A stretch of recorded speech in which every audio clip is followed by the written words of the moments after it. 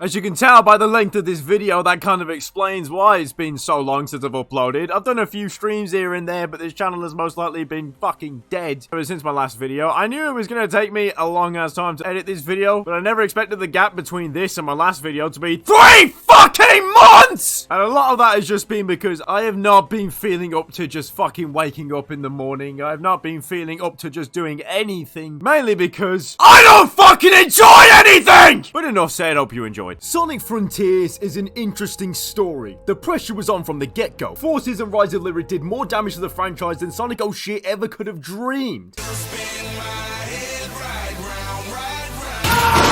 Then Color's Ultimate just pissed in the wound. One wrong move and that was it. Sonic games would be deemed as shit for the rest of time. I already did a 4-part review, but that shit was so boring that wanking over paint drying would be a better way to spend your time. I can't leave it at that because who the fuck am I to take the piss out of game devs for not doing good enough if I'm just as bad? And if there is one thing that Frontiers reminded me of, it's that it is way more valuable to make something that is worth going back to multiple times, no matter how old it is. Plus the game we have now isn't the same game that released in 2022, with the final horizon marking the end of content that'll be added to the game, but knowing my luck, they'll just spring another DLC roadmap out their arses. I owe a lot to Frontiers though. It's brought back the franchise I love, has definitely helped me with growing my channel, something I never expected to ever actually happen, and has also been a game that has made me feel something while playing it. I can either just be chilling or I can be challenged. I feel I can genuinely take my anger out from playing it. You're a fucking dead man! Come here, pussy! I said come here, pussy! You picked the wrong house! Fuck! It gets me excited. I would be at work waiting for the day to end because it meant I could come home and play it. And at the time of me recording this, I've spent, wait for it, more than 197 hours on this game since it came out, right? You can tell me to touch grass. Bitch, please, I can touch it while I play Frontiers. From the moment I heard it was an open world Sonic game, I had no doubts. There was no possible way this could have been a waste of money. I'll forever try and avoid engaging with much of the Sonic fanbase over Twitter, or any fanbase to be honest, because I swear, you fuckers need to lighten up a little bit! I'd say one of the biggest reasons I was excited is because it's the first mainline Sonic game in 5 years. 5 fucking years! In those 5 years, I almost completely forgot the franchise was still a thing. I went back to games like Unleashed or Colors, or would watch Sonic X every so often, but I wasn't looking out for any new signs of a new game. I had no reason to. I had a shitload of different kinds of zombies to either enjoy or suffer balls deep anal penetration from. Which one of you motherfuckers called my mom gay? But ever since the first reveal trailer, I had a want to play the new Sonic game, something I just genuinely have not felt in fucking ages. And to be honest, one main reason for that is because the entire Boom franchise plus Lost World was all on the Wii U, something I never had. Usually when it comes to me getting a new Sonic game, I'll watch a bit of a Let's Play and decide from that if I want to get it. That got me into wanting Secret Rings. Oh shit! But that was from watching the cutscenes, not seeing actual gameplay. Black Knight, Unleashed, Colors, and Generations. My first proper exposure to Sonic was from Sonic X and his entrance into Smash Bros, and he was always consistent between every different form of media, being fast and cool as shit. Sonic doing shit that looks cool just grabbed my attention, but it was truly the music that done the deal. I was officially a Sonic fan from that. Forces never convinced me I wasn't a fan anymore or pushed me away. I just thought the game was as dry as a granny's fanny, but I still loved the parts of the franchise that was worth loving. And from the CG reveal trailer of Frontiers, I just knew that I'd be getting what I want. The Forces trailer only had me confused, showing an epic shot of a city on fire and then cutting to a bright and colourful green hill, compared to the Frontiers trailer that showed this beautiful forest and grassland, then showing the in-game shots of the island. Sonic Team knew what they wanted Frontiers to be, I think. Then on June 1st, 2022, came the reveal of the gameplay. Oh my god. It's me, Mario. Have you checked the texture pop? From this moment, the lead up to Frontiers was fucking bumpy. I made no judgment from the first reveal because there wasn't much to judge except for how the game looks, which honestly was fine to me at the time. I was hoping for better, but I wasn't gonna let it bother me. It was actually the combat I was scared of for the first time, because you will never see any other game have combos that are presented more as cutscenes. But everything from this moment, I only had more reason to be more excited. Every new trailer, was fucking fantastic. They released Vandalize, and that became the anthem of the game until the first half of I'm Here came out and shat all over it. Vandalize has honestly been dealt so dirty though. It was the first song to come out, and most people loved it. But who the fuck do you actually know that gives it praise? It has been overshadowed by music that is just 1,000 times better. And the thing is, Vandalize is not even a shit song. And then the story trailer, hearing Sonic's voice for the first time. Amy, is that you? Some people genuinely thought it was a new voice actor, and I'll be honest, when I found out that Roger Craig Smith was back to voice as Sonic, I can't say I was happy until he said 3 fucking words. Now I have faith that he won't be some cringy cunt who sniffs glue and shits potato peelings. Plus the voices from Amy in the first trailer as well just sounded so good, so emotional. So I had so much faith that the entirety of the voice cast was going to smash it. The final thing to be released before the game was the Knuckles prologue animation, a prequel cutscene that was just a taste of how much better the story and writing is going to be. And getting to the actual game, there is a lot to talk about. It was made clear that this wasn't actually a full-on open world game, but instead open zone. I think some people get confused where they think they call it that because Sonic's thing is that his stages are named as zones. So people probably just thought it was Sega and Sonic marketing that they decided to call it open zone, but no, that is literally the perfect way of describing what this game is. The area that you run around in can play like a giant scale open-ended Sonic stage and then slap the shit out of the Sonic assets all over it. This is why I say I think the game developers knew what they wanted Frontiers to be. Legit, you could take the design philosophy of Frontiers, stick it on any open world map and it'll work the same. Floating rails and platforms had a lot of people upset in the reveal, but it's almost unnoticeable when you're the one playing the game. I don't look in the distance in disgust that there's a big black thing in the sky. I'm thinking about how the fuck do I ride that shit until I bust a nut? The tutorial is long as shit, which wouldn't even be an issue if you could just skip it on repeat playthroughs, I swear to God. Look, it's nice you want to teach us how to play, but if I'm playing this shit again and again and again and again, like not even on New Game Plus can you skip the tutorial, which would have been a good time to let you skip it, motherfucker. If I'm playing New Game Plus, I have clearly beaten the game once. I don't need to be taught how to homing attack. Why not just bring back the question marks that tell you how to play the game? Did Unleashed ever actually stop the game to tell you how to boost? No. If you got stuck, you look at the question mark. Also, the loading screens tell you how to do it, but still. And they already have optional notifications that will tell you how to do something. And if you somehow can't figure out what the jump button is, then I feel like I have a right to go to your house, slap the controller out your hand, because the only thing you are worthy of playing is with your fucking ballsack. Yeah, okay, this might be someone's first game ever,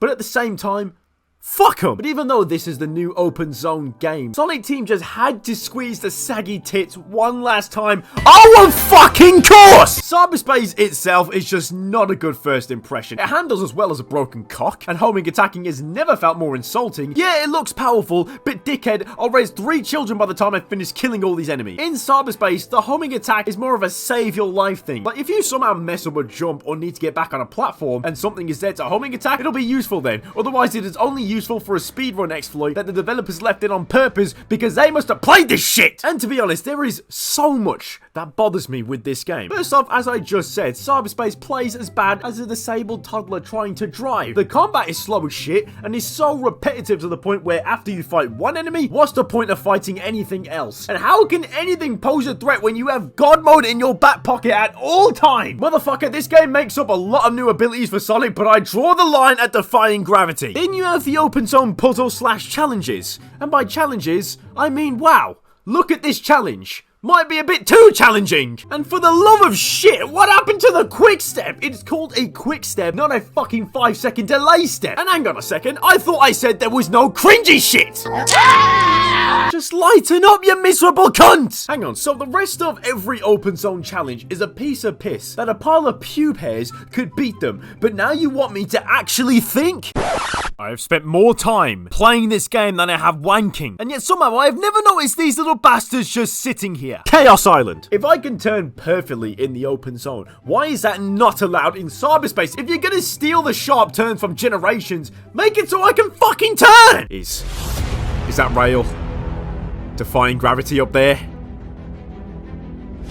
Disgusting. Rolling around at the speed of a snail with a fat cock up its arse while in the fucking air! Sonic, we're even after this.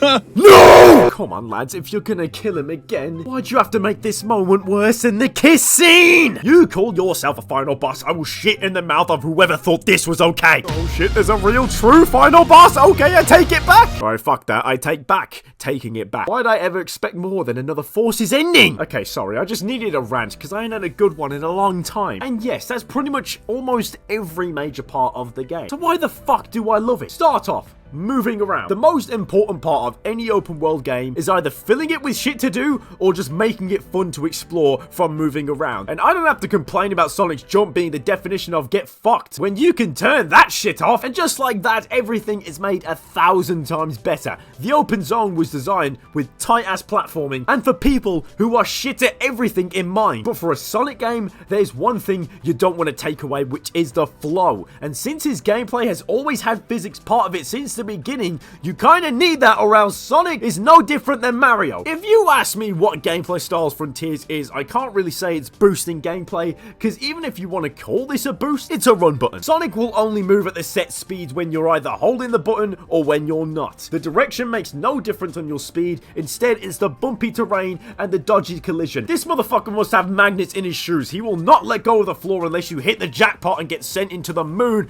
or possibly to the edge of the world. But boosting off a ledge or an incline was the only way to have your speed maintained in the air, which just takes away any kind of satisfaction. But lads, are we back in the old shit Mach speed sections? You can't turn in the air when you do this. So being able to keep your speed from jumping while boosting means there is a natural flow of pure speed, and this is a game where taking shortcuts is one of the best feelings in the world, especially since every single shortcut you take, there is no way it was intentional. You can't have Sonic stick to the ground when moving across a giant space. You can't have springs be the only form of getting height without it being an accident. Skylanders taught us how shit not being able to jump is. That's kind of what it felt like before they added the option to do this. But at least credit goes to the rail launching being a thing from the very start. The distance you get is fucking mental. I'm glad these shits are everywhere. It was the only thing that made Sonic fun to play. The issue is grind rails don't exist everywhere. The other issue is this only applies to 3D. Luckily, the majority of the game is 3D, so thank fucking God that Chaos Island is less than the majority, but 2D sections just feel like a punishment. For one, boosting in 2D doesn't even really make you go fast. I don't think it actually speeds you up at all. I assume the decision to do that was to minimize the amount of bullshit that can hit you when you can't see it coming, but a lot of 2D sections are fairly short unless you're playing a cyberspace stage that is only 2D. Speaking of bullshit you can't see coming, the pop-in only became an issue to me when I went to 100% the game, because I would try and find a memory token that I marked on the map and it just wouldn't appear. Other than that, the pop-in is not really that much of an issue. I mean, it looks ugly as shit, but I'm not going to sit here and cry about it. Let's talk about what you actually do in the open zone, because to be honest, there isn't much, but at the same time, there is. What I mean by that is there is a small list of things to do. Fight enemies or guardians, do open zone puzzles / challenges, and collect memory tokens. And since DLC 2, there are also action chain challenges that can be done. Collecting memory tokens is how you move the game forward. Bringing back the Sun and Moon medals from Unleashed. Ballsy move, I'll say that. I reckon it isn't nearly as bitched about as it was in Unleashed though, because it doesn't force you to play as the werehog to get most Sun medals, because let's be honest, you was never going to get fuck all from the day stages. I still had times where I'd desperately be trying to get the story carried on, but then Tails is over here asking for the money to end world hunger, you dirty fucking hooker. Memory tokens are placed at the end of these platforming segments, forcing you to just explore. You see a mini course and you go through it. It's not a distraction, it is the main objective. I struggled with how long it took me to get all the tokens I needed in my first playthrough though, because I never used the power of the map. But then again, knowing where all of them are was useless till the spin dash got added and let you just grab all of them by creating your own platforming challenges. Yeah, that's another big thing about having physics-based momentum. It's always added creativity. I mean, if you think the game design is shit, make up your own path on the spot. Only thing stopping you is the action chain challenges. New players, good luck with your first playthrough. When the spin dash was added, it was locked behind needing to complete action chain challenges. Each island has 10 and you needed to S rank every single one, meaning there was at least one playthrough of the game you had to do without it. The game was in desperate need of more stuff like this though. The goal of these challenges was just to get as many points as possible within a minute by doing everything. The catch is that you have to chain multiple things together to maximize your points the fastest, or in other words, just kill everything that moves. Hey, I saw you move, you like, you twat. Eat justice, you do it. Well, there we go. Here's a challenge.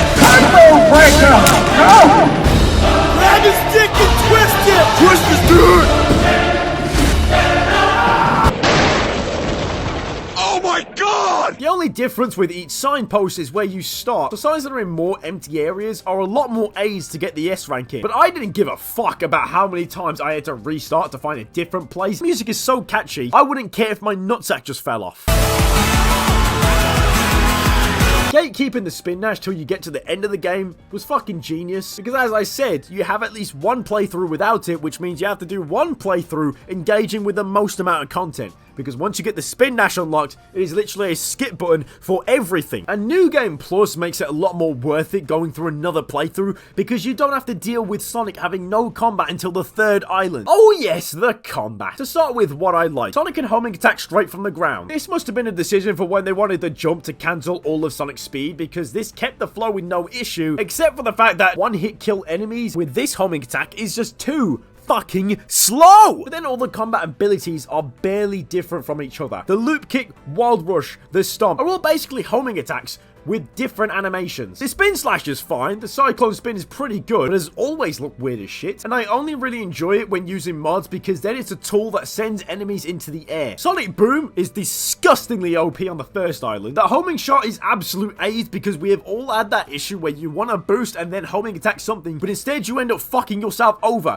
The animation is way too long and it doesn't even look that cool. The cross slash doesn't make sense for Sonic to be able to do, but it is the one attack that isn't a pace breaker. It activates instantly, has no slowdown, and is just a fast attack. The Grand Slam is amazing. It's powerful, looks cool, isn't slow as shit, and it's a move that makes a lot more sense for Sonic to do. One main issue with the combat is every move is made for locking onto a single target. When you have a group of enemies, all you can do is slowly take them down one at a time. The thing that's missing here is there isn't many attacks that have a wide area of effect. Only the spin slash and the cyclone spin if you just about get 2 enemies close together, but that's rarely a thing. A lot of mods have been able to make something out of these combat abilities, and the winner goes to the Reforged Combat mod. It's the only one I've seen that takes away the one button to watch things die and makes you feel like you're actually fighting enemies, and makes it easier to take on multiple enemies. But the skill tree is also something that needed more. Sonic has a lot that makes him OP as shit from the start, things that straight up could have been in a skill tree. Things like the infinite parry, dodging around enemies when they start blocking your attacks, maybe give an upgrade that allows Sonic to do some special move when doing that. Even things like having the Psyloop giving rings and being able to draw an infinity sign for an infinite boost. Like, the first unlockable is the Psyloop, and it's the new gimmicky move of the game, but there is so much to it that it feels like it could have had its own separate skill tree for loads of unique ability. Kind of like how Spider-Man had 3 separate skill trees for his movement, combat, and gadgets. Sonic should have had the same thing. One for movement, one for combat, and then one for the Psyloop. And then you have one of the unlockables is the auto combos, where instead of needing to activate combos yourself with the right one single button input, spamming the punch and button makes one of the moves just randomly happen. And chaining combos can just barely be fun because a lot of enemies don't live longer than one attack, and even when they do, things are just too slow or just don't look right next to each other. Like Wild Rush and then the cross slash doesn't look as cool as, say, the loop kick to spin slash. For a future combat system, if they do it again, I want no flashy camera angles unless it's super attacks like the Grand Slam, and we need more attacks that can do wider area of effect damage so that multiple enemies can be taken on at once. Like Wild Rush, instead of Sonic just dashing in 5 different directions in the air before shooting into something, why not having bounce off multiple targets before hitting one with a much stronger impact? And then if there's only one enemy about, just have him dash straight into that one enemy. Instead of a single stomp, how about a bounce attack where Sonic bounces around really fast in a ball? Have Sonic Boom be a 360 spin that shoots out sound waves off in all different directions in a single burst. Maybe an attack where Sonic starts drilling into an enemy, pushing them back, and then another button combination that transitions to the spin slash. Instead of the loop kick, a barrage of lightning fast kicks dealing low damage at a really fast rate, or a giant ass tornado like in Sonic Prime. The spin dash is fun to use in combat and fairly easy to hit target so long as you don't suck dick. If there's one game I really want to compare what I want the combat system for Sonic to be like,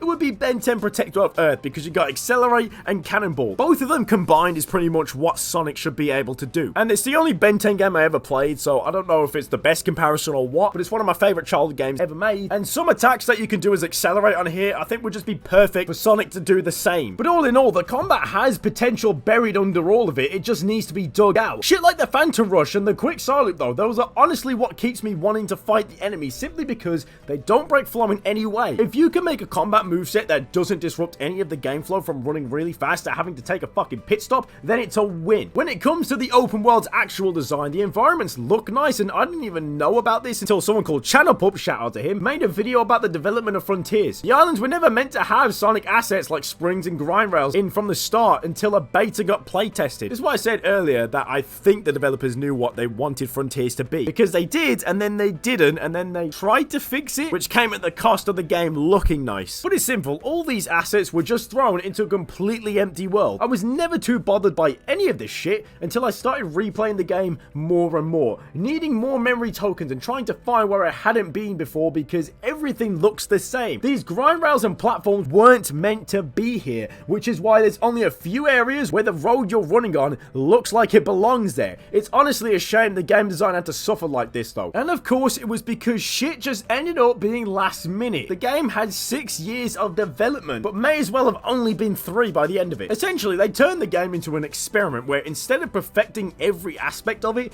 they could just test what works and what doesn't. They can test the spin dash, they can test how boost jumping would affect the way you play the game, and then from that they can design platforming challenges around that gameplay in mind, creating a Sonic that does the bare minimum of going fast and turning him into a new beast that can get from one side of a giant island to another in less than 3 minutes while making it look as stylish as possible. These islands were empty, so that space was filled, but when it comes down to it, all you can do is move around, so making sure Sonic was fun to move as needs to be priority, and it definitely did after some time. There's still one big gripe I have with the movement. I wish Sonic could pick up speed without needing to be boosting. A lot of physics mods out there make it so that Sonic can keep his speed without boosting or pick up more speed when he's going down an uphill. I know a lot of people are just tired as shit of just hearing that, but it feels so much more natural. Like the boost being a run button, it works well in this game, but you just know it could feel so much better. And now cyberspace. You take the fucking piss! We all saw Green Hill. We all thought these motherfuckers had been beating the dead horse so much I'm convinced these bastards have an obsession of doing fucked up things to dead animals. But the hopeful side of me thought, so long as the level design is good, does it really matter? There were 2 types of Sonic fans. Those who would let Green Hill version 37.4 slide because the open zone was the main attraction, and those who are rightfully sick of this lazy bullshit. But then they take the piss even further by reusing level design. Look, you're more likely to get away with reusing Green Hill till the end of the world, so long as the level design only ever gets better and stays original. But when you straight up just copy and paste, it tells me that Sega have all your wives locked up in the basement and refuse to let them out until they get some boost stages. But these aren't even boost stages, these are cyberspace stages. And I say that because some levels are ripped from Unleashed and Generations, which are boost games, and are dog shit because the boost is a run button. But then some are adventure game stages which are actually pretty fun from the beginning because the boost is so weak that playing in stages it wasn't made for, the boost doesn't feel like being force-fed liquid shit after a 12-hour shift of cleaning a cow's arsehole. And I barely even rank the stages in good or bad. I rank them of how famous / memorable they are. 1-2 became the most iconic stage of the game, and it's not even that good. If anything, it's where you learn that the bottom route of a Sonic stage is the faster one. They pulled a lot of bullshit, but that just screams there was something wrong with the control of cyberspace. That shit isn't even meant to be a thing. 3-5, the worst stage in the game because they tried to shove in a drift when there isn't one, and it equals to be the same thing as playing Mario Kart on a toaster with your left nut. 4-2, I remember this being the one stage that somehow gave people hope the stages wouldn't all suck dick, and I have no idea how that happened because, lads, this is what it looked like in early game footage. I've seen spinning tops move faster than that. It's still a good stage though, I'll give it that. Then all the stages that are iconic because they stole from iconic stages. You have 2 portions of Generations Green Hill, City Escape, Green Forest, Sky Rails, Metal Harbor, all having sick ass shortcuts when you have the spin dash unlocked. The one saving grace of cyberspace is the way it was designed as floating stages. There's a lot of places to go out of bounds, less invisible walls, meaning there are so many more new shortcuts and finding them are amazing. Cyberspace could have been worse though. I played Lost World and that shit was more soul-sucking than 1,000 porn stars ever wish they could be. And when they added the spin dash, boost jumping, it was just like that. These stages became 10 times more enjoyable for completely different reasons than the originals. It's one thing to steal, and that one thing is lazy as shit. It's also one thing to use old shit for the sake of nostalgia, but that was never the case here. It was just laziness or budget. But I'd say the most important part of reusing old shit is don't try and recapture the magic of the original, because you will never. Instead, create new thrills, new enjoyment, and Frontiers gameplay allows that. All these reused stage layouts, you'll play them in a way you never would have before. And that's mainly because you can't. What in fucking tarnation is this? But I get my fun out of cyberspace by breaking the stages in half, and it's not like Forces where the air boost did that. It's when you have to actually be sick at the game like an Adventure 1. Plus, since most stage layouts were taken from good stages, a lot of cyberspace level design is just good by default. But getting access to cyberspace is a piece of piss unless you're on Ares Island, because I swear every enemy on that island pisses me off so much I actually don't want to kill them, which is even worse because when something pisses me off I want to kill it, but killing these things is what pisses me off, so I don't want to kill them. The Guardians are mini bosses that are literally hit or miss. I did a full video talking about them a while ago, but to run through them, Terror and Ninja are standard tanky bastards. They put up a fight, and on later islands they act like the average Twitter person when they see that someone has said something that might be considered funny. Just stop! Asura is my favorite concept of a boss having to physically climb it. So much fun could be had if it just fought back a little bit more. The squid, let's just skip that one. Too late. I'm stuck on a bastard, so I can't skip it. Tank is jarring. Shark is just disgusting, though. Anywhere that might seem a bit too empty is because that fat bastard is taking up all the space. Get the fuck back underground before I put whoever made you there. The sumo is solid. I like the idea of being locked in a literal cage match with Gorlock the Destroyer. The Strider, all I can say is it shoots fireballs that have more intelligence than most people that have played this game. The Fortress is so boring, I literally can't say anything about it because it is that boring. The Spider is alright. The Caterpillar is like the baby Jesus. This prick thinks he's all that, then gets hammered and comes back to life. And saying that, every Guardian does that, but still. And the Ghost is the equivalent of a fucking brain tumor. You can't tell me this shit doesn't literally look like COVID with 3 vagina flaps. Apart from the Ghost, these mini bosses highlight the biggest issue with the combat. Every fight is the same. You're not gonna be using a certain chain of combos. You're just gonna be spamming damage onto one spot every time in a slightly different way. I've noticed these bosses are all different, not because of how you fight them, but because of how you move when you fight them, which isn't too bad. Moving around as Sonic is fun, but then sometimes that isn't even too different from each other. Strider and Caterpillar are grind rails. Squid and Fortress and Shark are scripted chases. It doesn't feel like enough freedom when everything else already does feel so free, so some Guardians feel more like a really shitty stage instead of a boss fight. Don't lock Sonic's movement when that's his biggest strength. Why not get rid of the squid trail and chase that shit down using what's in the island and momentum? I mean, I don't bother with the squid trail that much anymore. I just chase it with the spin dash. Same with the shark. How about we just literally chase this thing on foot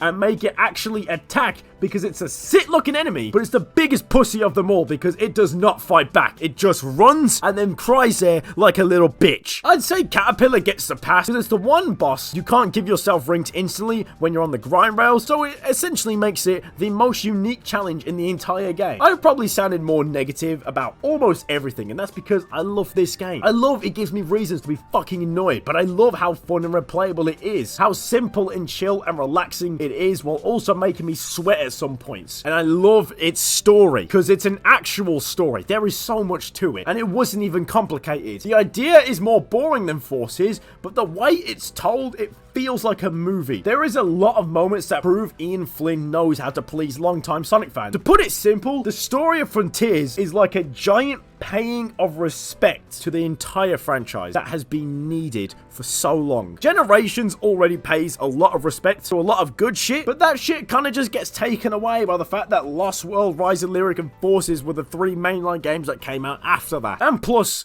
it was 9 stages. And the story sucked dick. Some moments hit hard for me that never could have if it wasn't for the stories being so shit since Black Knight though. First off, the fact that everything is pretty much confirmed canon. This is a small cast for a game as big as this, but it feels like not a single character was forgotten. There's moments of dialogue that, to be honest, you barely get to hear unless you're running around doing literally fuck all, that eventually will have Sonic mention someone else, and it only feels right. I just wish it was more common. The dialogue is made to be so much better, but that would never have mattered if it wasn't for the amazing performances by the voice actors. Everyone is just so much better. There's two types of cutscenes. One type that is fully animated, has music specifically made for it, and there's a lot more shit going on. And then the other is where people like to point and say, hey, these are shit, when they really aren't. I've seen the critique that too many cutscenes have characters do nothing but stand and talk. That just isn't fair in this game. To start, the game is around 15 hours long, and the structure is about you choosing how you go about beating it. So you can't expect every single cutscene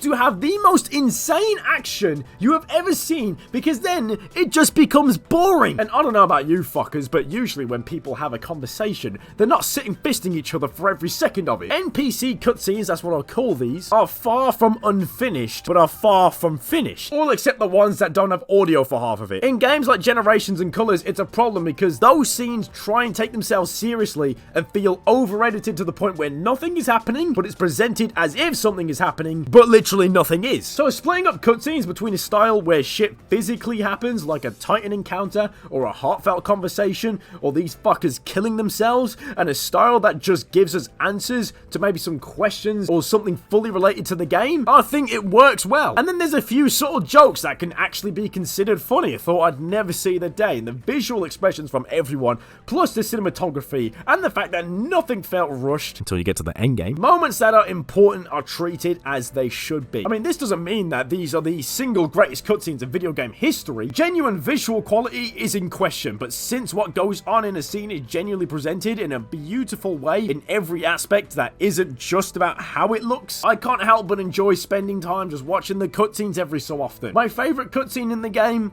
is this one though. Just watch. Hey, who was it who stopped Eggman from blowing up Station Square, huh? And who broke me out of prison, or saved me from the Deadly Six's trap? Then I'm wildly inconsistent.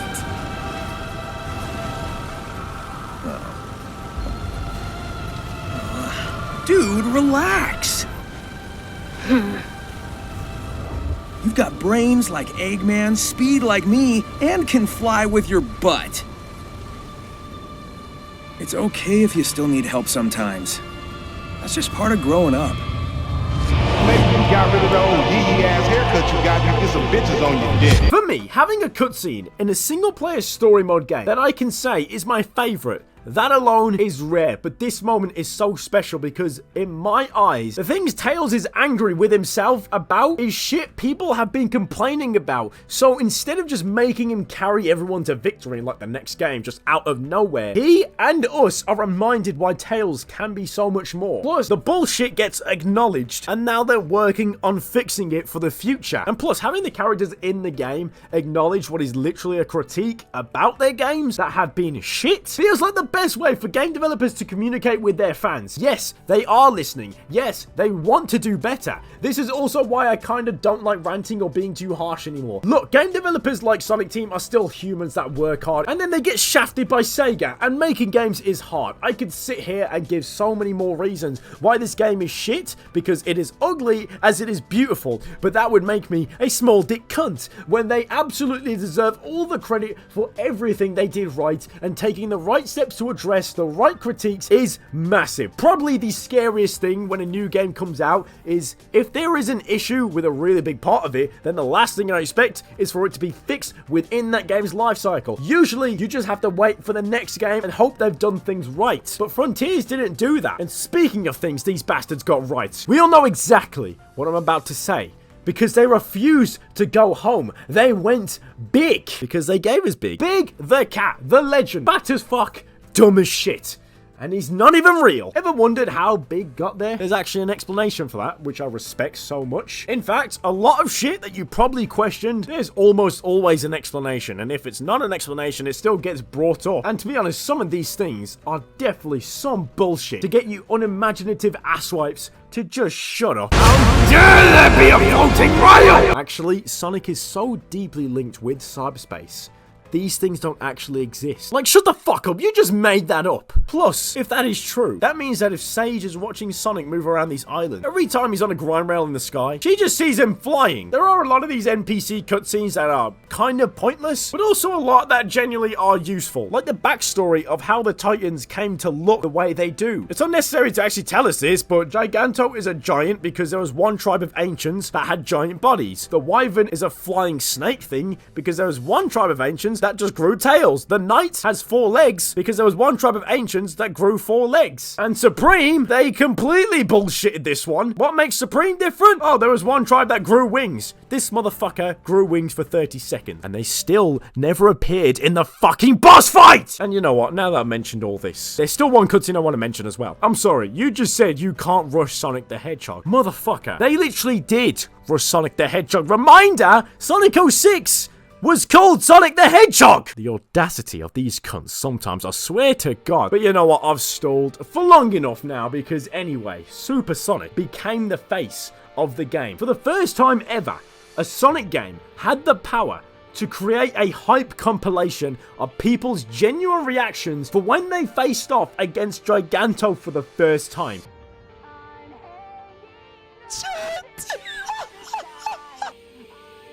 What is this? Oh, damn! Bro, what is this music, yo? Throw me in a fucking wall, will ya? Going super for the first time ever was magical. It was a moment that could never be topped. When I heard the opening of Undefeatable, I felt tears. I was laughing. I was hyped as shit. I was locked in and ready for round 2 because this motherfucker just yeeted my ass back to Sonic Forces. Do you think I'm gonna let that shit slide? Put him in the dick! See, one big thing that makes the Titan showdowns feel so much more epic is at the start of each island you interact with them as normal Sonic, giving a small taste of what to expect and to show how powerless you are. When you're playing through the island, all you're actually doing when you think about it is gearing up for this fight. Giganto, you didn't know what to expect at all because this is a new game with a new combat. You go in, you hear the music, you don't want to leave. Whether you like the combat or not, that means nothing here when the music, spectacle, sound design, and just the fact that you are Super Sonic in a 1v1 against a kaiju ripping its arsehole into a new one. Not even having stage 4 arse cancer could ruin this moment. You will bow down to me, you lanky twat. And then it's just ended in full style and power. You can just take a moment and realize, yeah, that was just the first boss fight. You've only been playing for about 2 hours, maybe 3 hours. You played for the same length that Sonic Forces was, Sonic Generations was, Sonic Colors was, and that's only 1/5 of the game. Sonic just became cool again. And there's still 4 more islands. So what the fuck could you do to top that? The Wyvern and Giganto are nothing alike. But now you got a taste. So knowing that another incredible boss fight is being kept from you behind these open zones, that alone should be enough to get you through anything. And Chaos Island has fucking pinball. The best part is not knowing what song is gonna play next, or how you actually turn super, and what insane spectacle is just waiting for you. But how about, I don't know, chasing this mad bastard down all around the open zone? You can't tell me you don't feel like the most powerful Titan when you bully this hormonal twat. Keep screaming! So Giganto and Wyvern have a lot of advantages. You can't possibly know what to expect. But here now we are at the 3rd boss, and it's got legs again. So won't it just be the same as Giganto, and that is a giant sword that just came out of its head? Okay, so you think you're a fucking challenge? Bitch, please.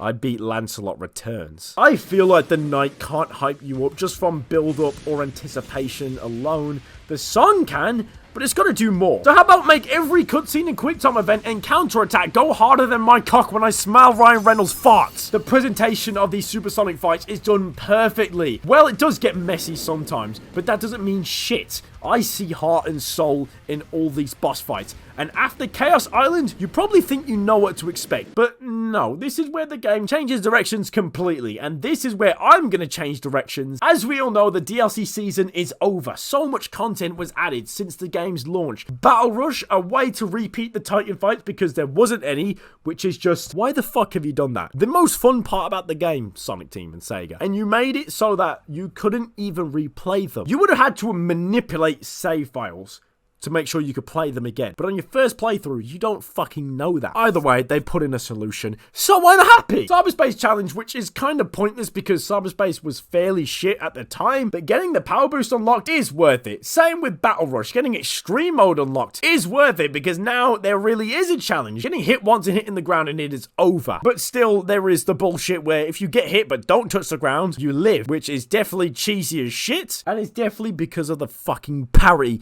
being broken. Part of me wish they had lives in this mode as well. I swear, I wish they just stopped taking lives out of games. It adds more tension, and it would have been perfect to have as collectibles in the open zone. And you never even have to force people to play with lives on. Just make a separate mode that has lives. Every time I see a game that has unlimited lives, I think back to this cutscene from the Simpsons game. I mean, I died a lot, and I mean a lot, but it's not like I have limited number of lives. Infinite lives? Then how is a game even hard? What's the point if you can just play forever? It's not wrong. And then you got New Game Plus, which is what motivated me to give Extreme a go, because you don't have to unlock all of Sonic's moves. Thank fuck, because the skill tree doesn't feel progressive enough, so unlocking all his moves again doesn't even feel rewarding. The spin dash, absolute godsend. And adding new platforming challenges that are hiding special fat cocos, and all of them were made with the spin dash in mind, not like any other. Some of these hold your hand a little bit, but most are made to be more challenging. Either way, DLC 1 and 2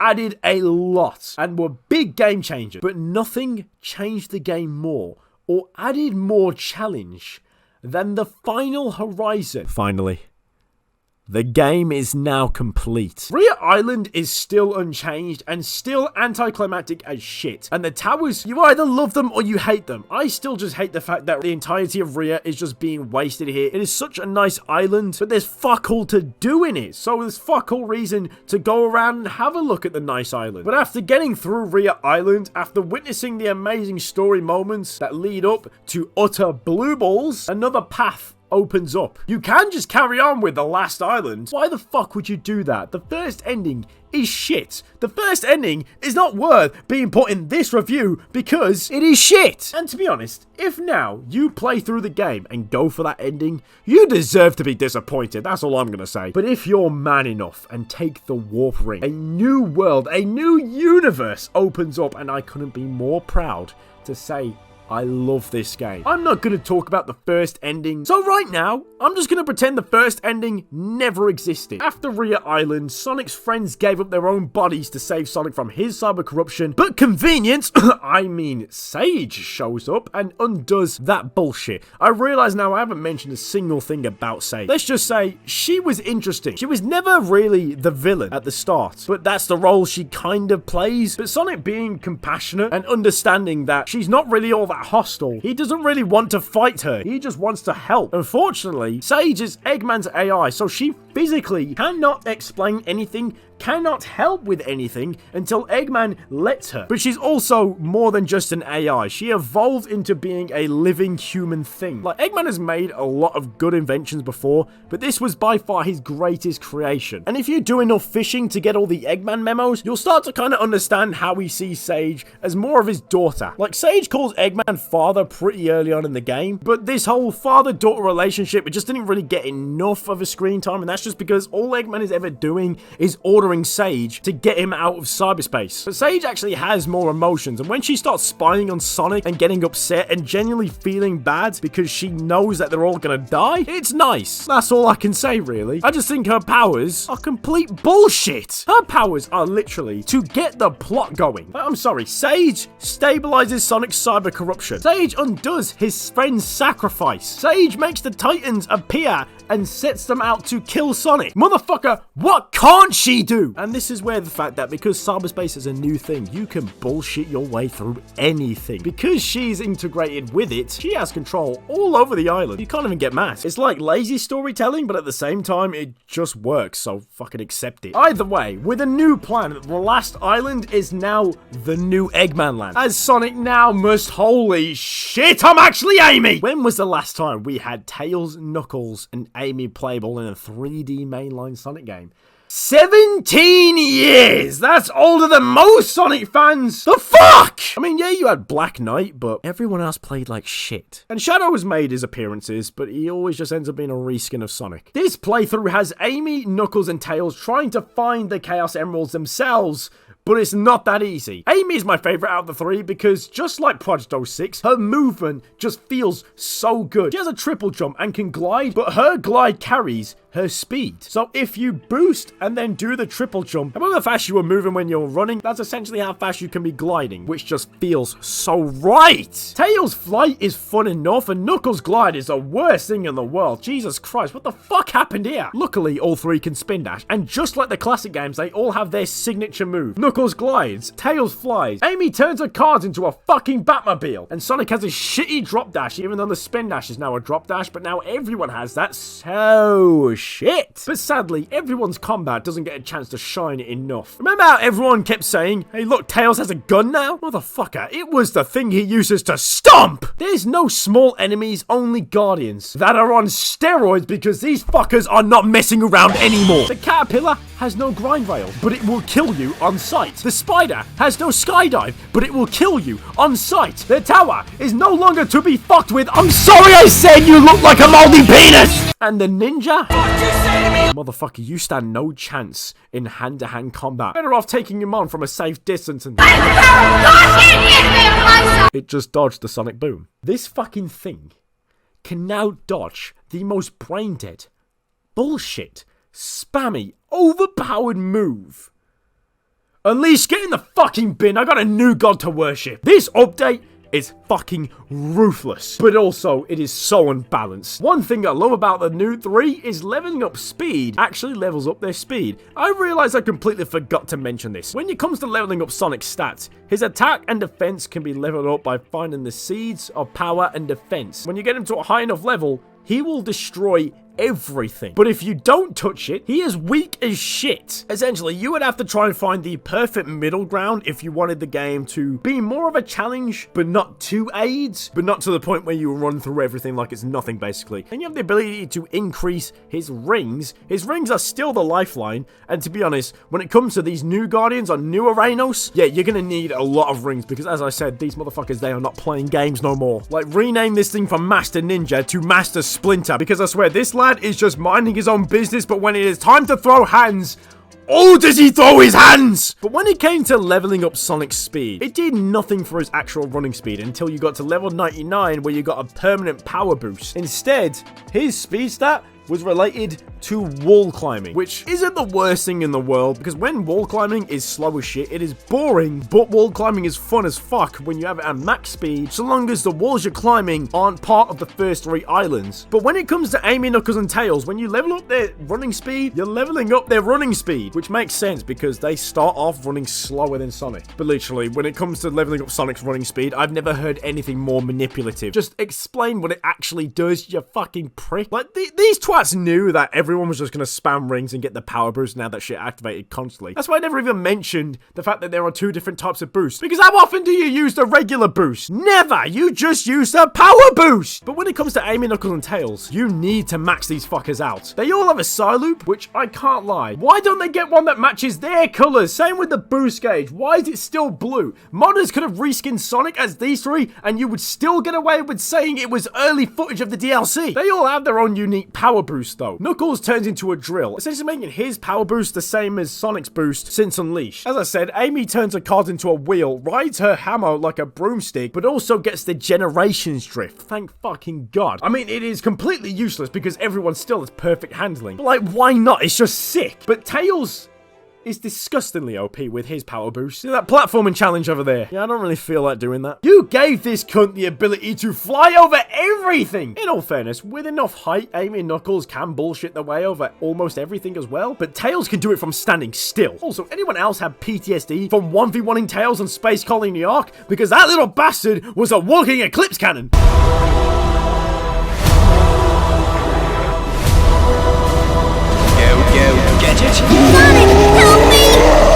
Yeah, now that's also in his back pocket. But all in all, these new characters, I'll be honest, they do feel a little bit last minute. And it can get annoying hearing the same song loop over and over and over again because for some reason the jukebox isn't in this. But I don't feel pain playing as them. I don't get annoyed having to swap to someone else. They all play similar to Sonic, but also mostly themselves. Their weakest points are all their combat abilities. They are terribly underpowered in a fight because all they ever get is some basic combos, homing attacks, except for Tails, he's still just an AC-130. But all their platforming challenges are made to suit them until you can bypass them, and all platforming challenges in the entirety of Arenas 2.0 are made for people who like a respectable challenge. There is no holding your hand. You best be fucking sick at this game. And I just love how the final island is literally the end of the world stage from 06, but on a massive scale. Bringing back that Sonic Adventure 2 last story feeling of everyone working together, it is perfect. Kind of. Unfortunately, it is obvious the developers just said fuck it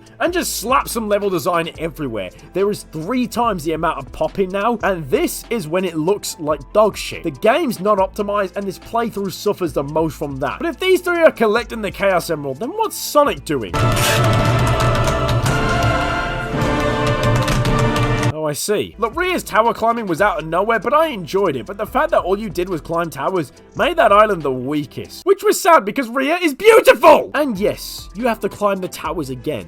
But this time, Get fucked! No! I loved it. When the new Coco platform challenges were added, they didn't hold your hand too much. It was time to finally let loose. For these 5 towers, it was time to finally play the game. Make no mistake, Hurry's PC world about to make some fucking money from people replacing their monitors and controllers.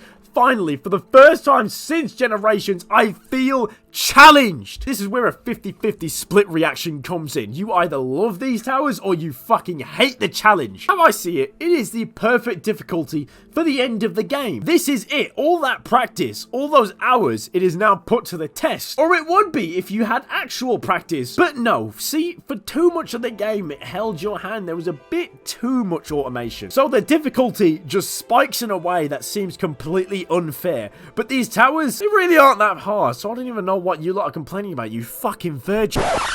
Who did this one? I will ram my foot so far up your bumhole until you are shitting out your eyes, you cockless whore! Yeah, these towers, they whip you in the balls so hard you won't be able to bust a nut for another year. And I love it! Seeing people rage at these, it makes me happy! When was the last time we were challenged in a 3D Sonic game? When was the last time we had this much 3D in a 3D Sonic game? Ria Island had a shitload of 2D, same as Chaos Island, but there is fuck all 2D here. It is just pure freedom. And you can't die because there is no fall damage. So the fact that you can only fall off.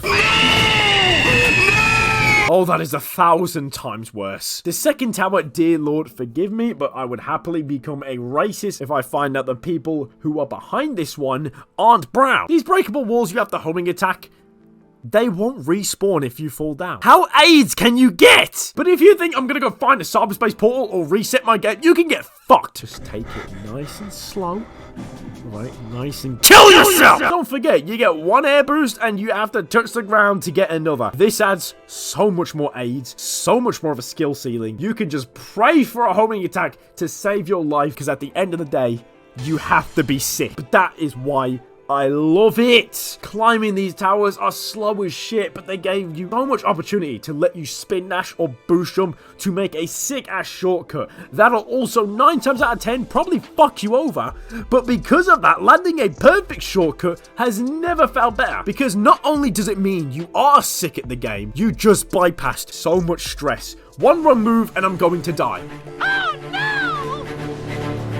Who's the fucking daddy? My favorite part about these towers is the intense platforming. It's always rewarded by a sexy ass burst of speed and spectacle. How about this grind rail that isn't boring? Look at that camera angle. That looks so much cooler. You got me happy about a fucking grind rail. How have you done that? Hey, how about the loops that aren't scripted? You're telling me I have to make this loop myself. The world turns upside down for a second. I'll just line up 1 by 1 so I can deep throat the lot of you. At the top of each tower there is a trial, and to be honest, I was a bit disappointed. Everyone was beat on my first try because of a broken parry. Yeah, it nerfs you into the ground and buffs everything so hard you'd be afraid of playing this game again, but I thought there was gonna be something more intense.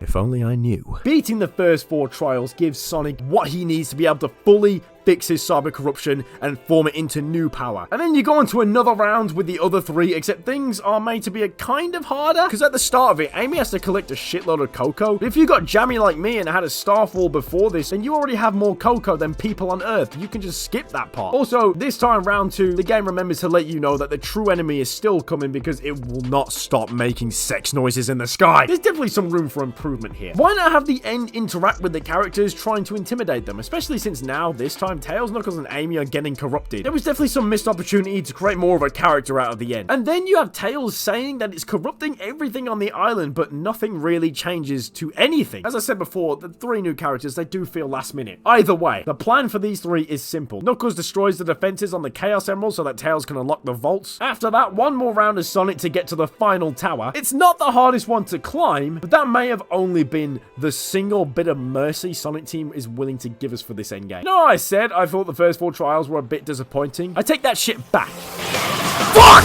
What the fuck, motherfucker? Fuck, it does not even work! Fuck! Fuck!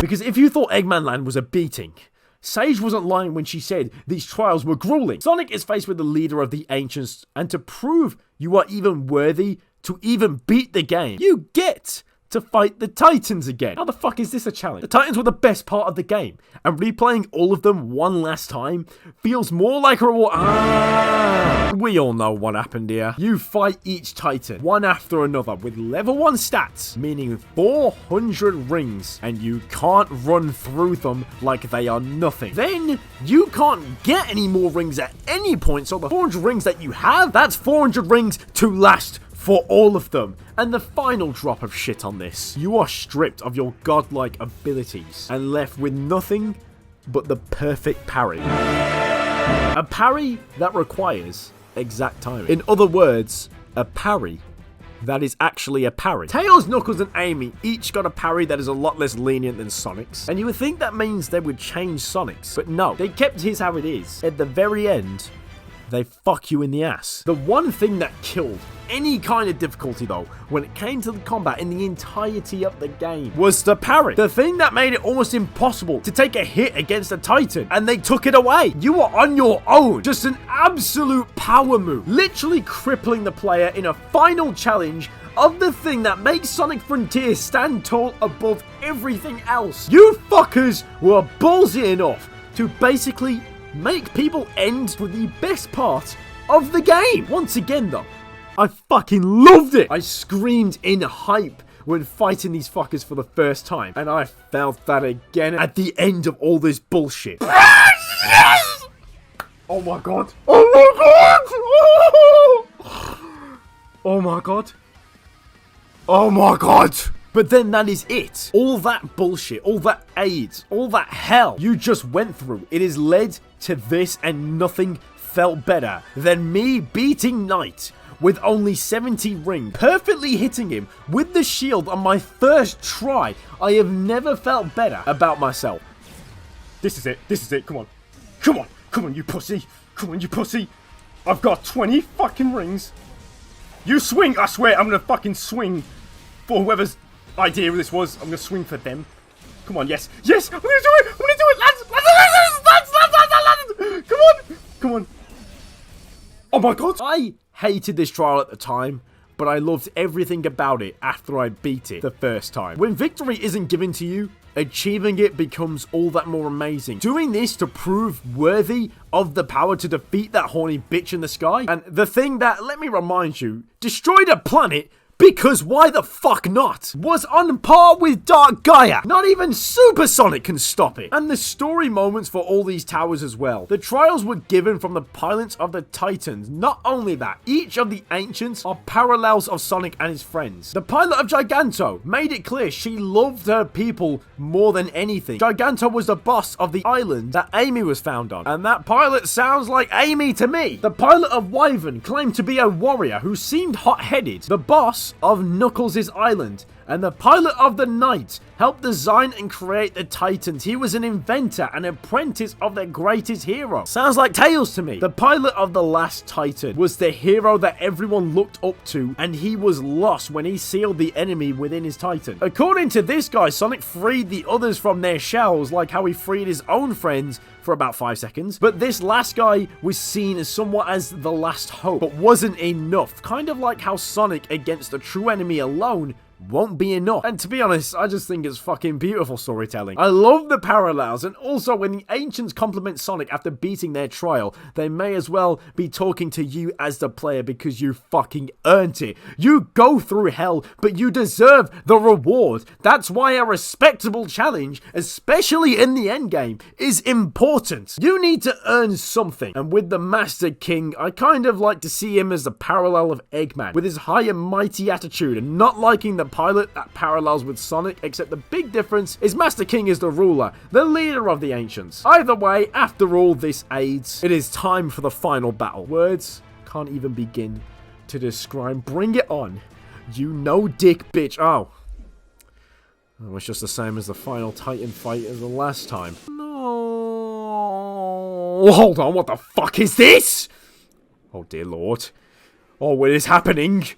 The first shit fight with Supreme now feels like the first encounter, just like all the other Titans had. But my god, did Sonic Team stick the landing with this one. After dropping that bitch to his knees, it rises up, and the end is upon us. Literally, this is how I imagine the final battle should have gone when I saw the end for the first time and was let down. Fight a Titan more powerful than the rest, with the end descending onto the planet above everyone's head as it controls this thing like a fucking puppet. Literally, like a puppet. Look at it pulling Supreme's head by the wire, waking him up. Literally pulling this Titan by the strings. And honestly, it's like Supreme here was trying to fight it. Before, it stood on its 2 legs and seemed honestly more intelligent than the rest. It had a proper stance, and it looks like it had more advanced technology. And yes, the gun and jetpack is boring at first, but in this context, I see something more alive that had a mind of its own and was set free for a moment, but then it is taken. The end was trapped inside it, and now this time the Titan is trapped by the end, and it loses all control, dropping down to all fours, roaring like a feral beast, growing the extra arms, fucking blood gushes out. It is so creepy. I love it. Seeing what looked like a man gone into full monster as the orgasmic, bombastic, brand new orchestral theme of I'm Here starts blasting.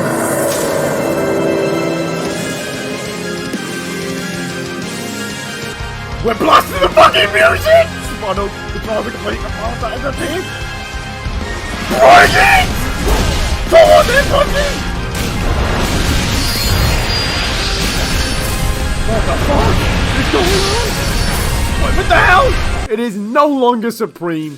It is the end. It is the final showdown. The true motherfucking grand finale we are all waiting for. And it didn't disappoint. The first few seconds, you stand no chance. Try and do damage. You'll be here for fucking years trying to get that health bar down. Try and parry. You can't get hit. Look at your rings. You're actually losing them. This thing can hurt you. So what the fuck can you do, my son?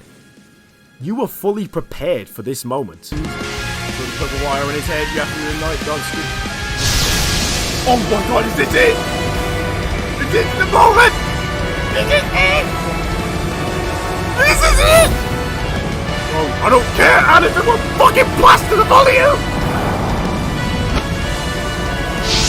Oh my god, the music. Oh. Go forth and unleash that new power that you fucking rightfully deserved. He shoots more bull sacks, don't even fuck with me! Quick salute that fat bastard and watch it be crushed with the snap of your fingers. Thanos ain't got shit on this. Break the connection between the end and the Titan. And then what? Is that it? Is that over? Just like that? No! The motherfucker is revived. They already made it clear once that you didn't stand a chance until you did. But how the fuck do you beat something that won't just die like that? Maybe you gotta quick salute the gun. Yeah, that works now, doesn't it? Oh, doesn't this look familiar? It worked in the night. Clearly, we're gonna do this shit again. And what? Now is that it? Is that over?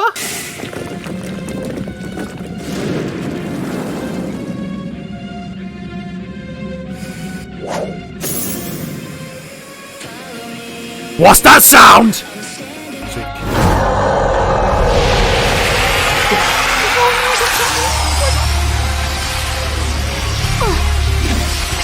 Nah, wait, you're not gonna die then, is it, mate? You're gonna die. If you thought an orchestral version of the main theme was a nice surprise, how about Kellen Quinn jumping on the track? That mad bastard gave us all eargasms with the other Titan themes. So why not have him do the epic grand finale?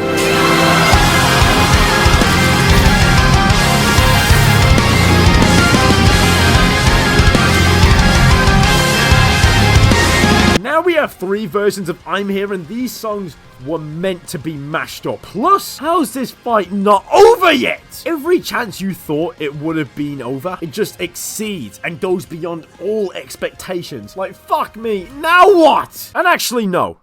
For this next bit, I'm gonna just leave you with my live reaction. You can move, by the way.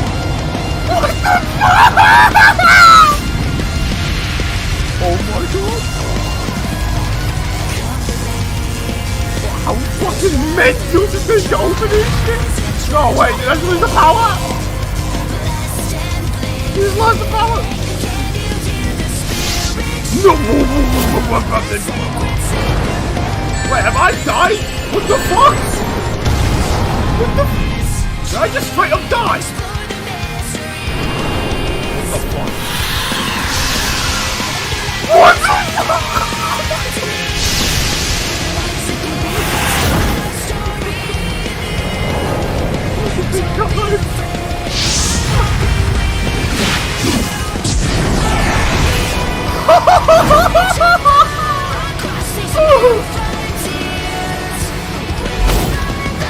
Whoa! Never before has a supersonic transformation looked as cool as this one, and it's literally the 6th time it has happened in this game. Thinking it is all over, thinking you just lost, but then you see that colourful glow through all the smoke and it is back on! With the other Grand Slams on all the other Titans, it was a brutal counterattack. Uppercutting Giganto and then stomping down on his face. How about throwing Wyvern into a mountain? How about literally jelly-legging the Knight from all angles until it falls over, sending that bitch to the sky just to heel spike him back down to the ground? This Grand Slam was done for the sole purpose of just making Sonic look cool. You can't even deny it. And from here, all that's left to do is to finish him. No! You fucking don't!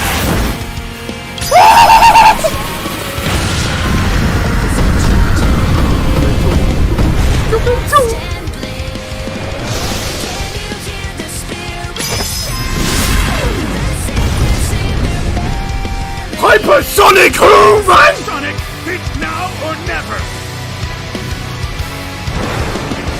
Oh my god, no! Sorry, Master King. Looks like I'm going all out after all. Go on, like it's Sonic X, bro! Like it's Sonic X! Oh!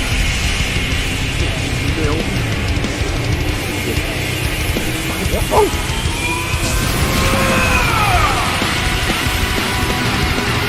Cybersonic is a thing! Oh, now the Cybersonic? This count as Cybersonic! This count as Cybersonic!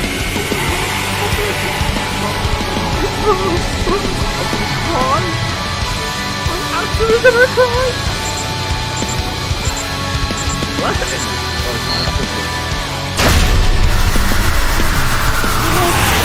Whoa, what the fuck was that?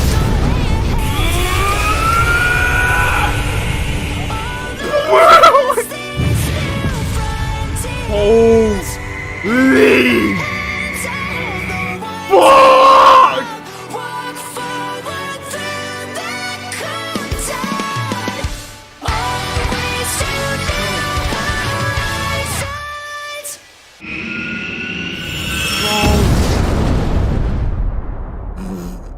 Honestly, the way they changed the ending was so well done. Like, it was all the same outcome. At the end of the day, Sonic and his friends go home and Eggman gets Sage back. Except this time, having Sage alive in that final scene hits so much harder. And one reason it hits so much harder is genuinely because of a sacrifice from last time. But I'm so glad we got this moment, and I'm really impressed with how much they made Eggman a character. This time he's not a villain. The main villain of this game, you don't spend much time against. Hell, you're not even against Sage all that often. Everything you fight are the defenses created by the ancients until the final battle against the true enemy. And overall, Frontiers was a true success. For as ugly as the game is, for as janky as it is, for any of the cringe moments there was, it did us all proud. It already was a true success back when it released the first time, and that was when the game was shit. Because the game was never shit, it just had flaws that dragged it down through the mud. But most of those don't even exist anymore. And really the main question is, where do we go from here? You can make the argument that Lost World, straight after Colors and Generations, proves 1 or 2 good games isn't enough to restore faith in Sega and Sonic Team, but this I feel like is different. Apart from the ripped off cyberspace stages, how is Frontiers anything similar to Generations? Generations 100% beats it in the graphics and the animation, but Frontiers shits on it with it just being an unforgettable journey. It's an experience that makes you feel so much from start to finish. There's a lot of work to be done. If they ever give an actual open world game a go, I have faith, because a lot of what they experienced on in this game will most likely return, and that makes me happy. The main things I want to see: improve the combat, make it faster, give the other playable characters more of an arsenal, no dumbass camera angles unless it's a combo finisher, and also I would like to see more playable characters now. I want to see Shadow with his own unique combat system. I want to see Silver make Project 06 look like shit. Original locations as well. I swear, one more Green Hill and you motherfuckers will have your graves take up an entire Green Hill. And let's redo the models. Make it more like the Unleashed and Generations ones. Don't make Sonic's head look like it's been squished, because that's what it looks like and it is so off-putting. Hopefully we get some better animations as well. And they need to clean up the popping. And for fuck's sake, I really don't want to see that jump ball again. It looks so dry. I'd rather you make the jump ball look like Azuka's testicle and painted blue. Now, if I see the same Sonic model, or if I see the same jump ball in the next game, I'm not gonna give all that much of a fuck. I'm just saying these are things that need to be improved on. But to be honest, that is all I have got to say. I'm terrified of how long this long ass video is gonna take to edit, but I don't care. I hope you enjoyed. But I truly hope you enjoyed Frontiers as much as I did. And that's all for now. Leave a like, subscribe. If Lost World 2 ends up being the next game, then children are gonna fucking die even more than they already do. And cheers, lads! And until the next time, you have a good one.